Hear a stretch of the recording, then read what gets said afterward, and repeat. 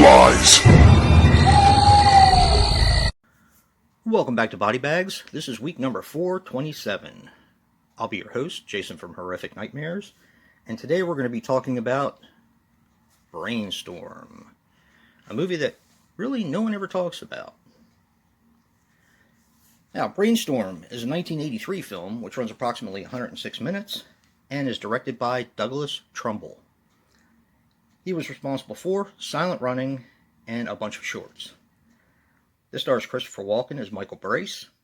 He was in The Dead Zone, The Deer Hunter, and Dogs of War. The late Natalie Wood as Karen Brace. She passed away on November 29th, 1981 at the age of 43. She was in Rebel Without a Cause, West Side Story, and Meteor. And Louise Fletcher as Lillian Reynolds. She was in Cruel Intentions, Flowers in the Attic, and Grizzly 2. I cannot resist the urge to, whenever I find an actor that was in Grizzly 2, to kind of mention that, because it's a train wreck. It's an absolute train wreck. Now, this was also known as the Godson Forbes tapes. The budget was $15 million, and it made about $10.2, and that's kind of significant to the story I'm going to tell with this one. This movie is an interesting film, but the backstory is kind of more interesting than the film itself. That's not to say that this isn't a good film, because I actually really enjoyed it. This is kind of like a science fiction thriller with a little bit of horror elements. And the story is this. Christopher Walken's character and Louise Fletcher's character are geniuses. And they're making this thing that you put on your head, and there's an accompaniment which someone else puts on their head, and the person who is experiencing something can actually experience it in a different area without actually being there. Almost like, kind of like mind reading or telepathy or something like that. Where Natalie Wood comes in, Natalie Wood was married to Christopher Walken's character. They are estranged, but she was brought in because she's a designer. And she's able to make this big contraption that you put on somebody's head. She's able to pare it down in order to get it put on the market. So they're tinkering with this brain wave thing a little bit more, and you actually find out that you can read people's thoughts.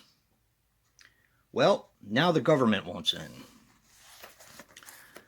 The government takes control of the project and turns it into something bad.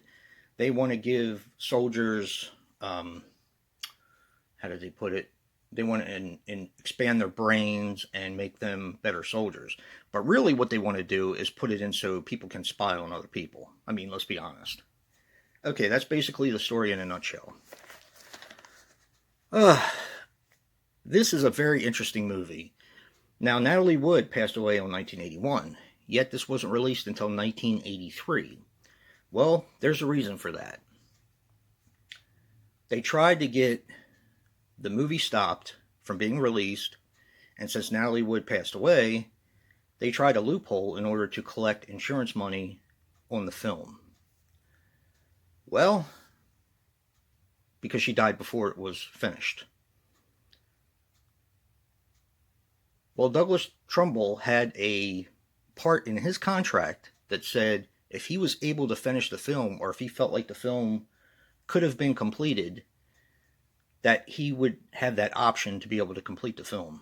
So what he did was he had a stand-in at the very end, which was Natalie Wood's sister, for some of the shots that she wasn't present for. That's the first interesting thing. MGM was nervous about this film from the beginning because it was a $15 million film, and they weren't sure if it was going to be received well.